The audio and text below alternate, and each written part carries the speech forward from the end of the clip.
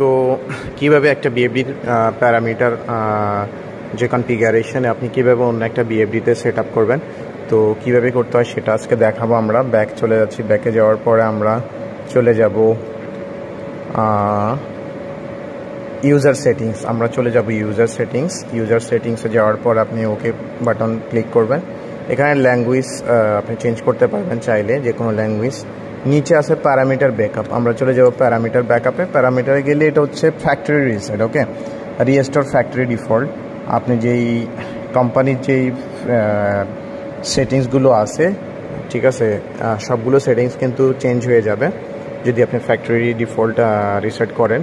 তো আপনি সেটা না করে আপনি চলে যাবেন সিধা নিচে সেভ টু কি প্যাড, ওকে। এটা হচ্ছে কিপ্যাড, বিএফডির কিপ্যাড। এটা save two keypad means from BFD internal to